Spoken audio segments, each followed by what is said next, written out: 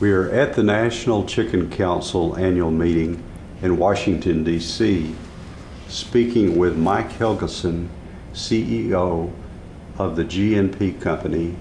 Mike, congratulations on being elected chairman of NCC this year. Thank you, Gary. Mike, what action do you believe Congress is likely to take this year regarding the Renewable Fuel Standard? Well, actually, we did a survey with the participants today at the National Chicken Council, and 72% felt that Congress would probably do nothing.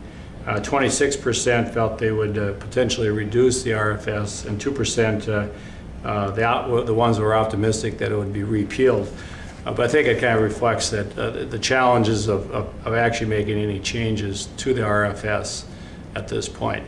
I think the concern we have going forward is, does it make sense to utilize almost 40% of corn, for example, last year, or nearly 5 billion bushels of corn on an ongoing basis to be used as fuel instead of food?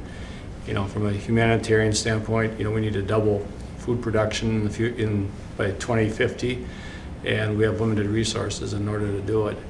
But I think the reality is we probably, are going to have to live with the RFS at the level. But the challenge the industry has is that it's approaching the blend wall where we aren't using as much gasoline as projected, so there tends to be more ethanol produced than what can be used. So I think the risk is that some adjustment to the RFS to accommodate the blend wall could be an issue in terms of either the blend rate increasing or the RFS being changed to actually using more ethanol. Well, Mike, you and I both attended the Chicken Media Summit earlier in the year, and there was a message there, I think, that we all realized was that the industry needed to do, and in that case was in fact doing more proactively to communicate with the media and with consumers. Are there plans to do more of that in the future? Should the industry be doing more of that in the future? Yeah, the Media Summit, I think, was a great success. It really gave us an opportunity as an industry to showcase what we do from hatchery, grow-out facility, through processing, and real credit to Sanderson for opening up their facilities to do that. The feedback that we received from the media attending the event was very positive, and it gave them a new perspective on the industry. I think it's something that's been really long overdue, and as an industry we need to be doing more of that in the future and look for opportunities to engage with the media, with policymakers, to show firsthand what we do and explain what we do. And I think we've got a great message as an industry in terms of the commitment we have in terms of animal welfare, treating our team members well, and creating good paying jobs, grower opportunities from a contract standpoint. The grain that we use, the grain and the grain industry support we give in terms of our feed ingredients, and ultimately producing a healthy, nutritious, safe food source. And we're doing it in a sustainable way.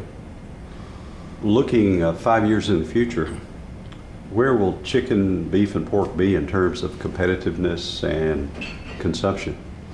The last couple of years, we saw a decline in per capita consumption, but I think that a lot of that was driven by the high feed costs and the response the protein sectors had in terms of overall production. But I think as we project out, I think we'll see chicken consumption, which currently is about 82 pounds per person on an annual basis, gradually increasing. Pork is likely to stay relatively flat, and beef has been on a downward trend. But I think chicken is well positioned from a feed conversion standpoint.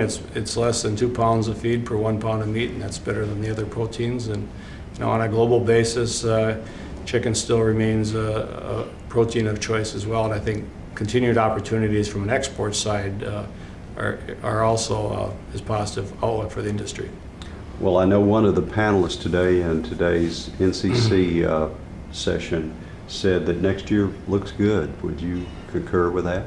Yeah, I think the outlook at this stage is favorable. There's always unknowns that can happen in the industry, but we've got a little better I think, a little better balance from a supply-demand standpoint, and at least a favorable trend for at least next year on feed costs. Of course, the wild card is still a crop in South America and what that'll entail. But I think the outlook, at least for the next 12 months or so, is favorable. Well, good luck on your coming year as chairman of the National Chicken Council. Well, thank you, Gary. Look forward to the opportunity to serve the industry.